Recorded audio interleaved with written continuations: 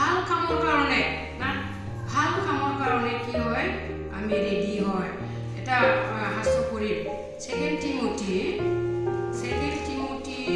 3 অধ্যায় 16-17 পদ ইয়াতে আমি পাওঁ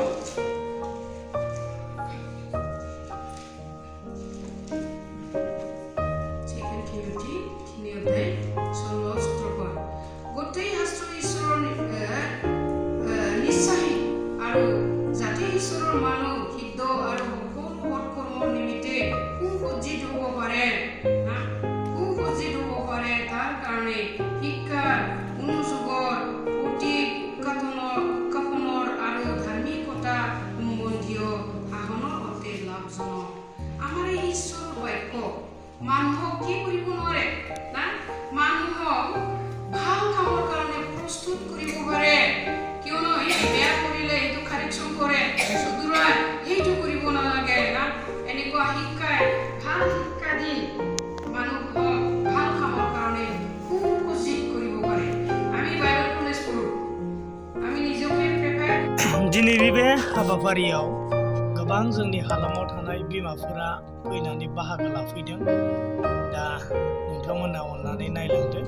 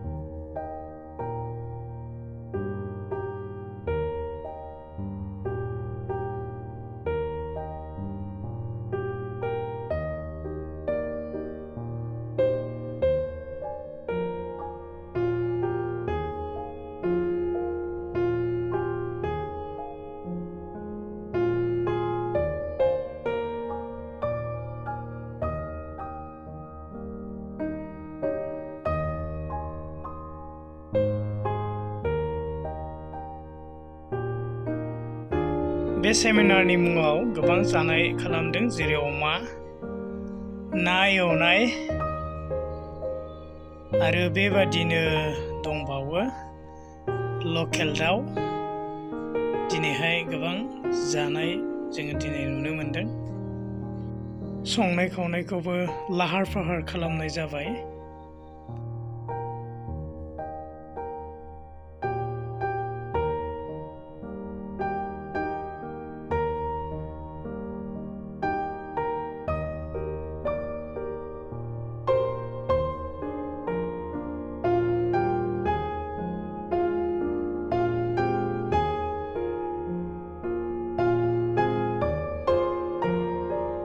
बेबादिनो जानायनि थाखाय डिसप'जाल थोरसि बाहायालासेनो जोङो हाजोनिफ्राय बे लाइहुलाइ बिलाइखौ लायनानै बेयावनो दिनै ओंखामखौ जुनाय जागोन, ओमफ्राय थफ्ला थफ्ला राननानै होनाय जागोन। बे हाबाफारियाव गोबां जोंनि बिमाफोरा दिनै बाहागो लादों, थफ्ला जुदों। बेबायदिनो जेरैहाय नै नायनानै ला माबायदि थफ्ला जुयो। बेखौ थफ्ला खालामबाय, ओमफ्राय थननानै गासिबो जुनानै रेडि खालामनाय जाबाय। जेब्ला जानाय सम जागोन अब्ला जोङो बेखौ लांनानै थफ्ला थफ्ला जोङो राननानै होनाय जागोन।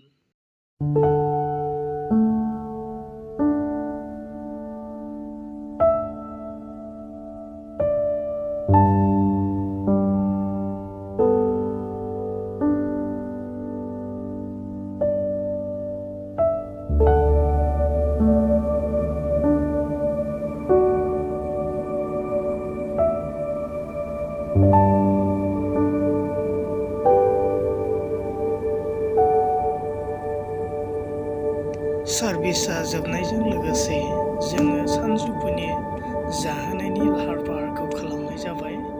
जोंनि जुनानै दोननाय ओंखाम थफ्लाखौ जोङो बे समाव राननानै होबाय।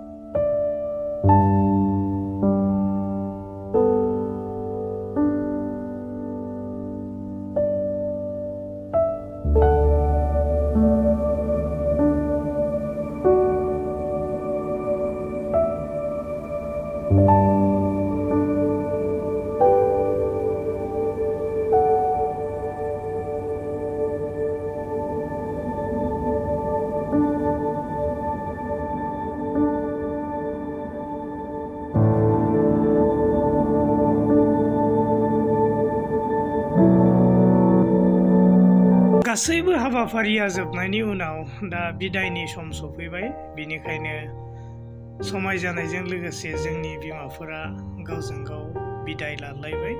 दा बयबो गाव गावनि न' फारसे थांफिनसिगोन। जोङो दा जोंहा न'खर दङ। जोङो जेब्लायबो अरायबो ज' थानो सानब्लाबो जों थानो हाया। नाथाय जोङो सानसे जेब्ला जिसु ख्रिस्ट'आ फैनानै जोंखौ लांफैगोन, जों सोरगोआवनो बयबो रंजा बाजा बिदिनो ज'यै जोङो थादलायगोन। हामबायसै। नायनायनि थाखाय इसोरा नोंसोर बयखौबो बोर होथोंसै। आमेन।